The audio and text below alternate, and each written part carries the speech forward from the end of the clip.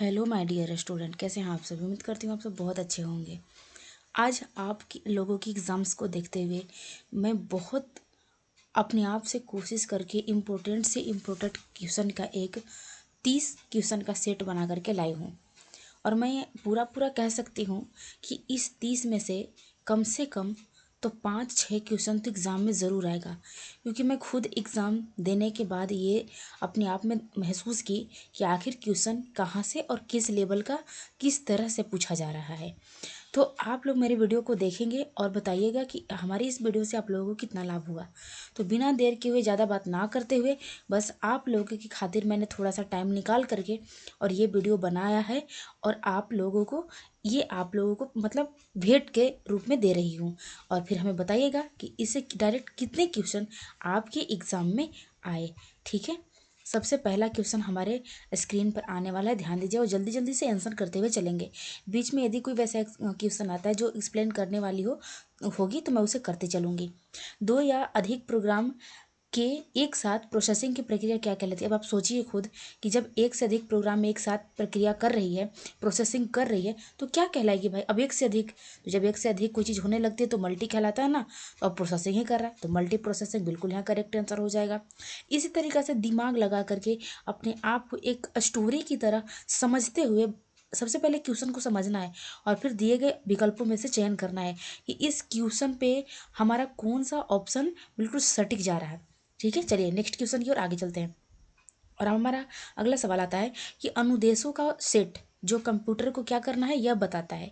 मैं आप लोगों को बता दूं कि एग्जाम में कुछ ऐसे ऐसे क्वेश्चन में शब्दों का चयन किया जा रहा है जिस शब्द का मतलब ही स्टूडेंट को पता नहीं है, जिस कारण से वो आंसर देने से वंचित रह जा रहे हैं। आ रहा है लेकिन शब्द ही पता नहीं चल रहा कि शब्द हमें कह क्या रहा है। ठीक है ना, तो ये चीज़ है। जैसे आप देख रहे हैं कि यहाँ पे अनुदेश हो, अगर यहाँ पे ये लिखा रहता कि कमांड्स लिखा रहता तो सारे लोग समझ जाते। लेकिन क्या बोला कि अनुदेशों का सेट जो कंप्यूटर को क्या करना है यह बताता है, उसे क्या कहते हैं, तो उसे बाई प्रोग्राम कहते हैं। ठीक है, प्रोग्राम कहते हैं। चलिए आगे बढ़ते हैं और अगला सवाल देखते हैं। और अगला सवाल है कि विषम शब्द को चुनिए। अब दिए गए ऑप्शन को देखते हुए आपको विषम शब्द को चुनना है। तो यूनिक्स भी ऑपरेटिंग सिस्टम है, लिनक्स भी ऑपरेटिंग सिस्टम है, विंडोज़ भी ऑपरेटिंग सिस्टम है, लेकिन एक्सेस जो होता है वो ऑपरेटिंग सिस्टम नहीं है। ये एक प्रोग्राम है जो विंडोज़ के साथ आता है जिसमें DBMS का काम किया जाता है। अगला सवाल की ओर 30 क्वेश्चन है भाई, इसलिए थोड़ा सा मैं फास्ट चल रही हूँ लेकिन एक्सप्लेन करते हुए चल रही हूँ। कौन सा सॉफ्टवेयर कंप्यूटर के हार्डवेयर को नियंत्रित करता है, तो भाई सिस्टम सॉफ्टवेयर। ये तो कुछ सोचने वाली बात ही नहीं है। चलिए अगले सवाल की ओर चलती हूँ। और अगला सवाल है कि कंप्यूटर सॉफ्टवेयर का सबसे महत्वपूर्ण भाग कौन होता है, तो कंप्यूटर सॉफ्टवेयर का सबसे महत्वपूर्ण भाग सिस्टम सॉफ्टवेयर होता है, क्योंकि सिस्टम सॉफ्टवेयर रहेगा ही नहीं तो हमारा कंप्यूटर चलेगा ही नहीं, रन ही नहीं, कंप्यूटर का कोई अस्तित्व ही नहीं है। इसलिए सिस्टम सॉफ्टवेयर के तहत OS को कंप्यूटर का आत्मा कहते हैं, आप जानते होंगे। चलिए 6वें नंबर सवाल की ओर चलते हैं और देखते हैं असेंबलर क्या है। तो असेंबलर एक क्या है भाई, तो ट्रांसलेटर है जो असेंबली लैंग्वेज को मशीन लैंग्वेज में बदलता है। आगे सब हाँ दोनों हो जाएगा, क्योंकि देखिए थोड़ा सा मैं यहाँ से ना बैक आ जाती हूँ और आप लोगों को अच्छे से समझा देती हूँ। ये असेंबलर क्या है, अच्छा ऑप्शन को देखते हुए सिस्टम सॉफ्टवेयर बिल्कुल हाँ, और ट्रांसलेटर बिल्कुल है, इसलिए ऑप्शन यहाँ पे A एवं B दोनों हो जाएगा। ठीक है, थोड़ा सा मैं भी जल्दबाजी में हूँ इसलिए ऐसा हुआ। कंप्यूटर में सॉफ्टवेयर का सबसे महत्वपूर्ण भाग कौन है, तो सिस्टम सॉफ्टवेयर। ठीक है, लगता है क्वेश्चन रिपीट हो गया, चलिए कोई बात नहीं आगे बढ़ते हैं। और आगे हमारा क्वेश्चन है कि डॉट मैट्रिक्स क्या है, तो डॉट मैट्रिक्स एक प्रकार का प्रिंटर है, प्रिंटर का प्रकार है डॉट मैट्रिक्स। अच्छा दूसरा देखते हैं। और अब हमारा अगला 9 नंबर का क्वेश्चन है कि कंप्यूटर सिस्टम में हार्डवेयर से जुड़ी समस्याओं को पहचानने के लिए कौन सा टूल्स इस्तेमाल किया जाता है, तो भाई इसके लिए हम लोग डिवाइस मैनेजर का यूज़ करते हैं कि कोई सिस्टम से जो भी हार्डवेयर पार्ट जुड़े जैसे कीबोर्ड माउस वगैरह, तो इन सब में कोई समस्या है या नहीं, इसको पहचानने के लिए जो हमारा टूल्स होता है वो डिवाइस मैनेजर होता है। ठीक है, डिवाइस मैनेजर हार्डवेयर डिवाइस और उनकी समस्याओं को देखने के लिए उपयोग होता है। ठीक है, आपके पास पूरा बोल भी दी और सामने लिखा हुआ भी आ गया, जिससे आपको पूरी तरह से समझ में आ गया होगा, मैं ऐसा उम्मीद कर सकती हूँ। चलिए अगला सवाल 10वें नंबर की ओर आते हैं। और इनमें से कौन सी भाषा का आविष्कार सबसे पहले हुआ था, कहने का मतलब है कि कंप्यूटर की दुनिया में सबसे पहला आविष्कार होने वाला भाषा कौन था, जी हाँ फोर्ट्रॉन था। ठीक है, फोर्ट्रॉन। अगला सवाल और अगला सवाल है 11 नंबर का कि बूटिंग प्रक्रिया के दौरान कंप्यूटर के ऑन होने के दौरान पहले कौन सा सॉफ्टवेयर चलता है। तो सबसे पहले हमारा यहाँ पे BIOS चलता है। अच्छा, BIOS का बेसिक इनपुट आउटपुट सिस्टम, जिसे बायोस कहते हैं। क्यों? क्योंकि बायोस से हमें हमें हमारे जो भी जितने कंप्यूटर के पार्ट्स होते हैं उसको चेक करता है कि आखिर सही तरीके से काम कर रहा है या नहीं, सब सही सलामत है या नहीं है। ठीक है, ये चीज़ देखिए, बायोस कंप्यूटर ऑन होने के तुरंत बाद लोड होता है और यह हार्डवेयर को चेक करता है, जैसा कि मैं आपको बताई कि चेक करता है कि आखिर प्रॉपरली जितने भी डिवाइस हमारे कंप्यूटर में लगे हैं वो अच्छे तरीके से चल रहे हैं कि नहीं चल रहे हैं। ठीक है, अगर आपके कंप्यूटर में कोई वैसे हार्डवेयर पार्ट्स जो कि अच्छे से काम नहीं कर रहा है तो फिर आपका सिस्टम नहीं चलेगा। और ये सब बताने का जो काम करता है BIOS यानी बायोस करता है, बेसिक इनपुट आउटपुट सिस्टम इसका फुल नाम होता है। निम्न में कौन उपभोक्ता एवं हार्डवेयर के बीच एक माध्यम की तरह काम करता है। उपभोक्ता कहने का मतलब यूजर्स, जो कंप्यूटर पे काम कर रहा होता है। तो ये जो हमारा होता है वो ट्रांसलेटर होता है। हमारी भाषा कंप्यूटर जो होता है वो नहीं समझ पाता, वो मशीनी भाषा समझ पाता है। तो ये भाषा के दौरान काम करने के लिए ट्रांसलेटर। अगला अगला सवाल, निम्नलिखित में कौन सा कंप्यूटर लैंग्वेज में निमोनिक्स यूज होता है। असेंबली भाषा में। ठीक है, असेंबली भाषा में निमोनिक्स यूज होता है। क्लियर। आगे अगला सवाल, HDLC का मुख्य प्रयोग क्या है। हार्डवेयर निर्माण करना। अच्छा, यहाँ पे ये टाइपिंग एरर है। ठीक है, हार्डवेयर निर्माण करना, सॉफ्टवेयर निर्माण करना, ऑपरेटिंग सिस्टम को बनाना, या इनमें से सभी। तो HDLC का मतलब होता है सॉफ्टवेयर को निर्माण करना। मैं अपने ऑफलाइन के बच्चे को मतलब ऑफलाइन में अपने सारे बच्चे को, स्टूडेंट्स को HDLC का पूरा एक साइकिल जो होता है, जो चक्रण होता है, वो बहुत अच्छे तरीके से एक्सप्लेन कर रही हूँ। लेकिन ये MC की कुछ क्वेश्चन है तो इसमें उतना तो नहीं हो पाएगा। लेकिन HDLC ठीक है, सॉफ्टवेयर डेवलपमेंट लाइफ साइकिल इसका फुल नेम होता है। कि कैसे कंप्यूटर का स्तर कहाँ है, यूजर्स का स्तर कहाँ है, इन सारी चीज़ों को। आगे बढ़ते हैं और आगे देखते हैं कि कैड शब्द का संबंध कंप्यूटर में किससे है। जी हाँ, तो ये हमारा है डिजाइन से। क्या है? डिजाइन से। आगे और अगला सवाल, इनमें से कौन सा शब्द CPU के लिए प्रयुक्त हो सकता है। अच्छा, तो माइक्रो प्रोसेसर, इसमें तो कोई सोचने की बात ही नहीं है भाई, माइक्रो प्रोसेसर। अगला सवाल, और अगला सवाल है, पेज मेकर प्रोग्राम निम्नलिखित में से ऑपरेटिंग सिस्टम से संबंधित है। तो विंडोज MS-DOS यूनिक्स उपयुक्त सभी। तो यहाँ पे विंडोज। ठीक है, पेज मेकर प्रोग्राम निम्नलिखित में कौन से ऑपरेटिंग सिस्टम से संबंधित है। तो विंडोज से। ठीक है, अगला सवाल। और अगला सवाल है, ओरेकल क्या है भाई। तो ओरेकल जो है वो एक प्रकार का हमारा डेटाबेस सॉफ्टवेयर है। ठीक है, डेटाबेस सॉफ्टवेयर है।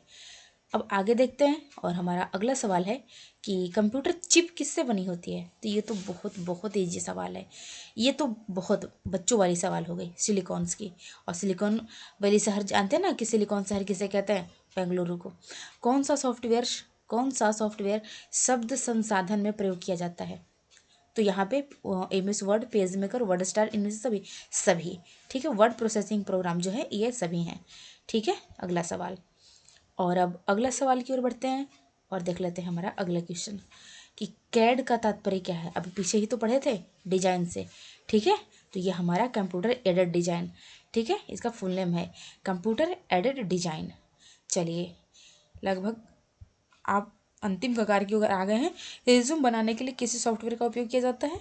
तो बहुत ईजी सा सवाल है, A एवं B दोनों। अच्छा, अब बात यहाँ पे समझिएगा, लोग क्या करते हैं ना, देखिए अगर सेम टू सेम यही क्वेश्चन अगर एग्जाम में आ जाए तो लोग क्या सोच रहे हैं, रिज्यूम तो हम लोग MS वर्ड में बना लेते थे।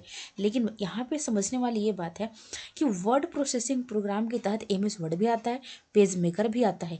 और जब ऑप्शन में दिया हुआ है A एवं B दोनों, तो हम ऑप्शन नंबर D को टिक करेंगे, A एवं B दोनों को। लेकिन अगर यहाँ पे ऐसा कुछ नहीं, कुछ और देता तो मैं वर्ड के साथ जाती। लेकिन जब दोनों को मर्ज करके ऑप्शन नंबर D में दिया है तो हम ऑप्शन नंबर D के साथ जाएंगे। आपको ध्यान में रखना है कि वर्ड प्रोसेसिंग प्रोग्राम कौन कौन सा है, वर्डपैड, MS वर्ड और पेज मेकर।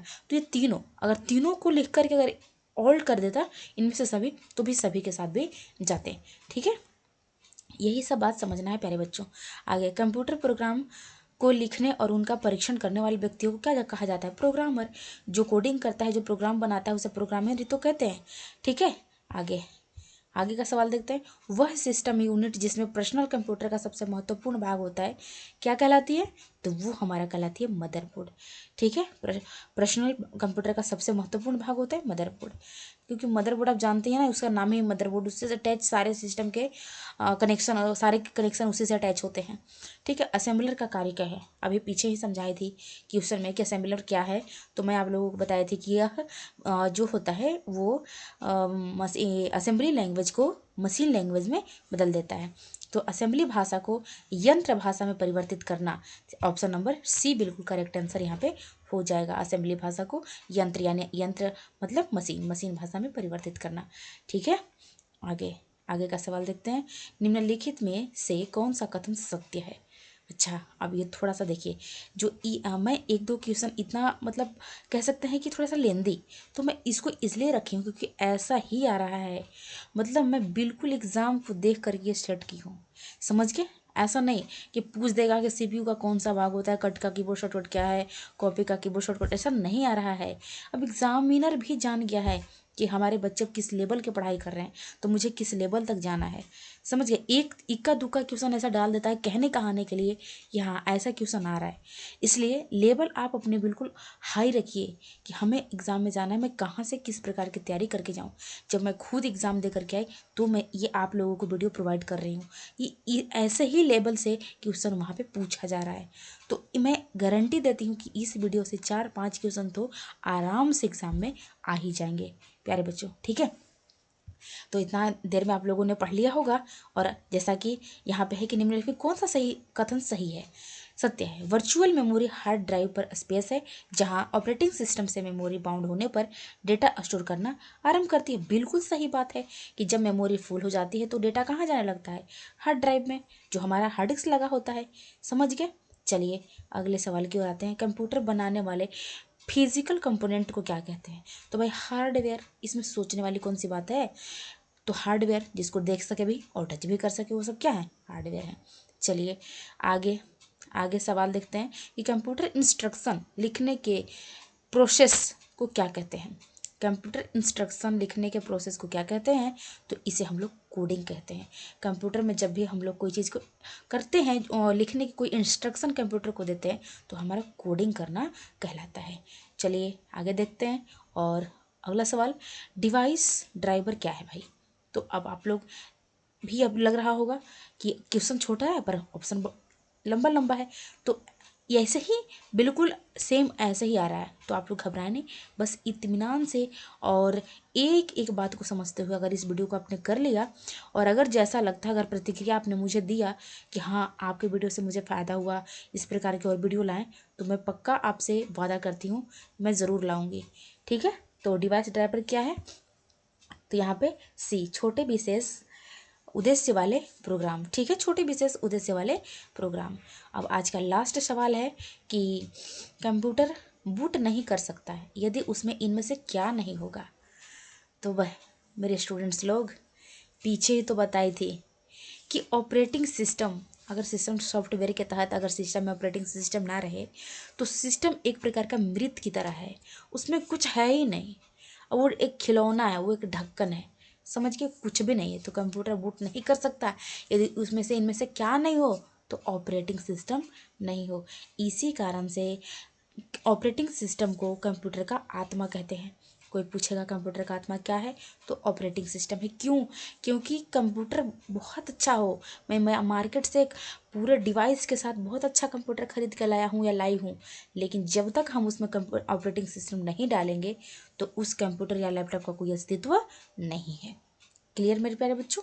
तो आज ये 30 क्वेश्चन का सेट मैंने आप लोगों को कराया है, और आप देखिएगा कि आखिर मेरा पढ़ाना और ये क्वेश्चन आप लोगों को कैसा लगा, पढ़ाने का तरीका या इस क्वेश्चन का लेवल आप लोगों को कैसा लगा। और एग्जाम में जा कर के देखेंगे कि ऐसा ही सेम क्वेश्चन आ रहा है या नहीं। मैं इतना पूर्ण विश्वास के साथ इसलिए कह रही हूँ क्योंकि मैंने खुद एग्ज़ाम दे दिया, और जब एग्ज़ाम हमने खुद दिया तब मुझे पता चला कि कंप्यूटर का सिलेबस कहाँ से और किस प्रकार से आ रहा है। ठीक है, तो यही पूर्ण विश्वास के साथ कि आप सभी का प्यार इस वीडियो को बहुत सारा मिलेगा, और अगर आप लोग की इच्छा हो तो मैं अगले वीडियो को और भी आप लोगों को भेंट करूँगी। तो इसी वादे के साथ कि अगली वीडियो में फिर से मुलाकात होगी।